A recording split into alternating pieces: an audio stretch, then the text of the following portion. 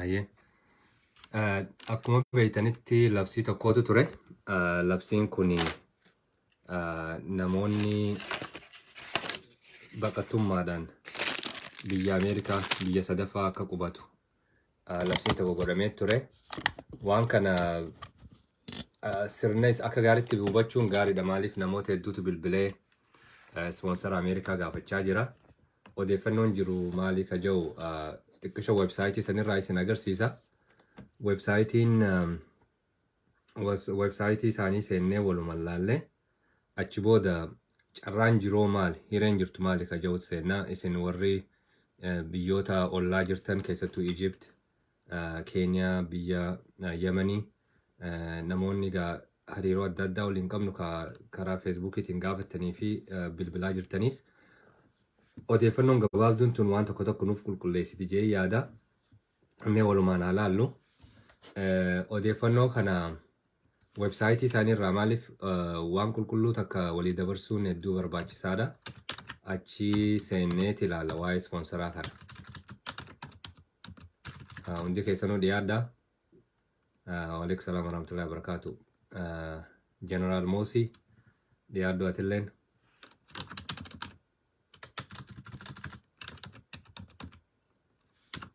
So kompiitara irratti nama banuuf deema.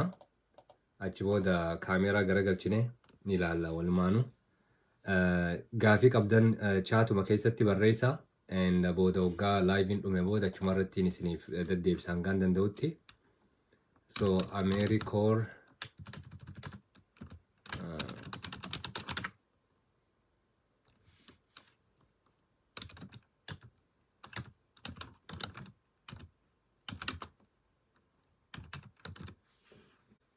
wantoota namoota biyya alaatti irraa seenan Homeland Security wajjin US ammaas US citizenship and ka jiru namoonni kun akka biyya tana seenu sirna keessa dabruu qabuutu jira. Amma dhiyootan akka argitanitti karaa feesbuukiitiinis daddabraa ture. Maal jaa launch of the welcome course private sponsorship of refugees. Okay. State Department waan kana baasee labsi kuni amata kana January 19 bara 2023 gadhiifame. Dhaabni haajaa alaa biyya Ameerikaadha. Department of Statein wanni isaan godhaa jiranii Department of Health and Human Services wajjin the welcome call kan jechuun namoota ummata private sponsorship biyya kana galee qubsumarratti nama gargaaru jechuudha. Kun maali nama qubsiisuu qofa osoo hin taane akka ammaas hawaasa keessa qubatan kana keessatti integrate ta'an yookiin wantoota gara adda addaatiin namni tokko waggaa iddoo haaree dhufe qubatuudhaaf isa gargaaruu godhaa jechuudha. So wanni kun egaa dura register ta'uu qabanii akka naagaletti nama 10,000tu dura qubsuufamuu ta'a. Qubsumti isaa akkamii dura private sponsorshipidhaaf galmaa'uu qabdaa. Yoo galmooyte booda ati akka nama sponsor gootutti hayyamni sii kan namaa. Traditionally community organizations and institutions jarri kun duraanuu waan kana godhaa turanii supportii sochoosuudhaan to mobilize support and oversee private sponsors organizationaatu jira jechuudha ka waan kana to'atu. Namoonni saffisaan akka galmooytaniin hedduun barbaachisaadha. Achi boodoo kani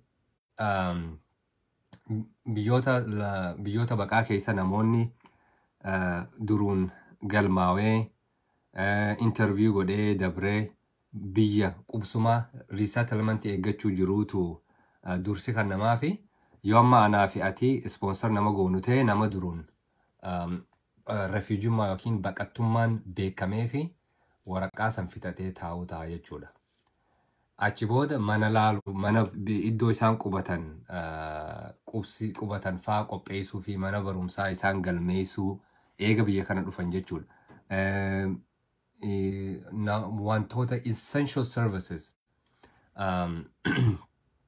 wantoota bu'uuroo ta'an keessattuu karaa kaawuntiitiin namni ispoonsaraan biyya kana dhufe community keessa gargaarsa akkamiitu jira sani ka xurree agarsiisuu qabda jechuudha namoonni ispoonsara nama godhee nama fidu kun jechuudha. Maaliif nuti amma gaafa biyya kana dhufnu na yaadadhaa bara 1999 dhufne tikeeta keenya kan mure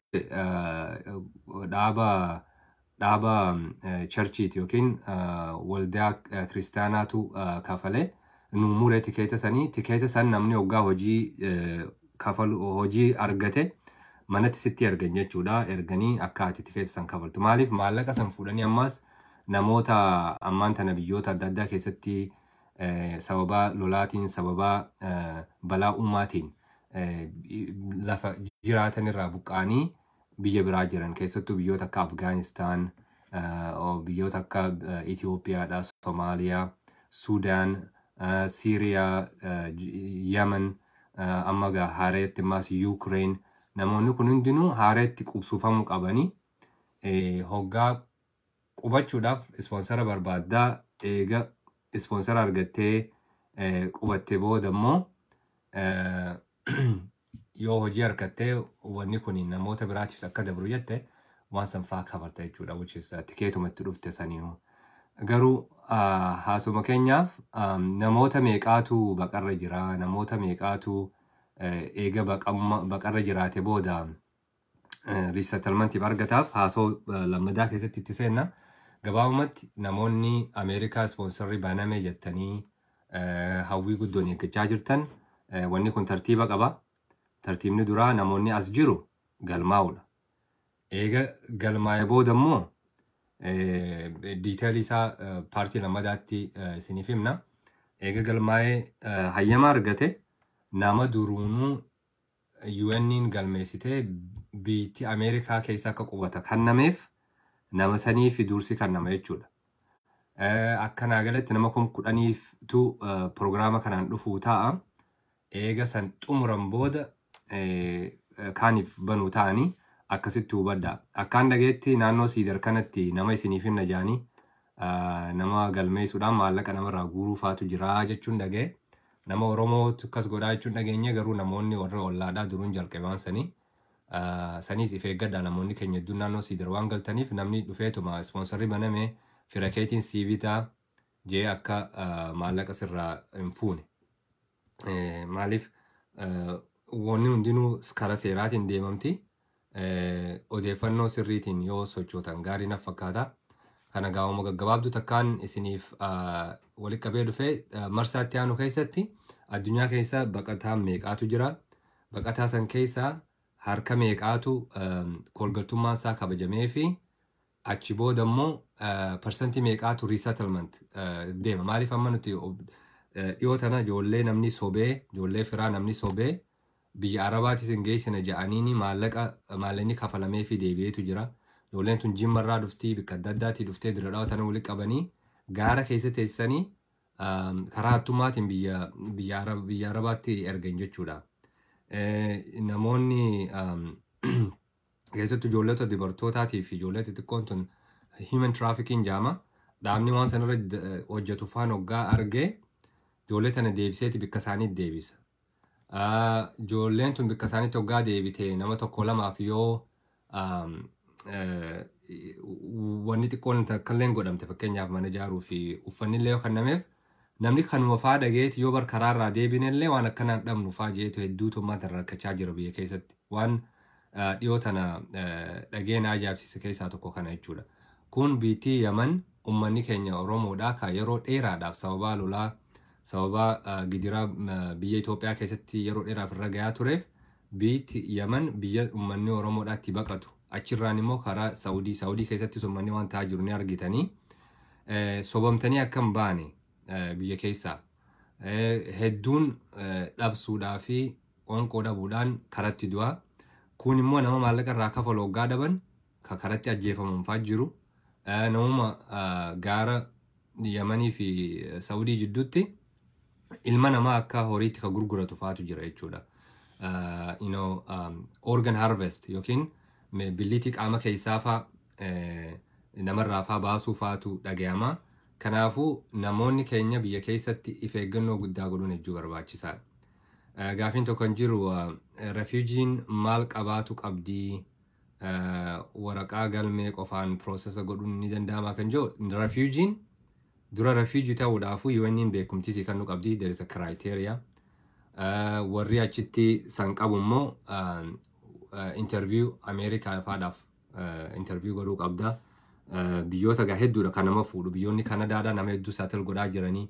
Namoonni Oromoodhaa achitti gurmaa'ee nama sponsor godhee namoota qabsoo irratti qabsoo keessa qooda qaban fa'aa namoota fira qabu Kanadaa keessaa ammaas namallee sponsor godhuu qabu. Maaliif organizationaatu nama kanaaf iddoo kanna namni tokko immoo waggaa dhufe waggaa tokkoof bikka qubatu qopheessuun qabaa jedhee achitti siif jiraachuu qaba.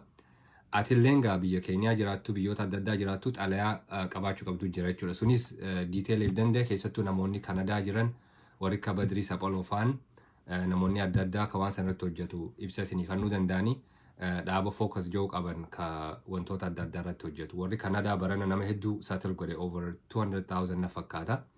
Ameerikaanis gaa Donald Trump gaafa ture namootuma silaa karaa jiru karaatti cufee ture amma eega Joe Biden waggaa lameen kana taayitaarra dhufee fooddi hangi kunuu qaawni hangi kunuu baname meegaa qaawuma kana qaawni eega baname booda kunoo private sponsorshipiin kun dhufee jechuudha.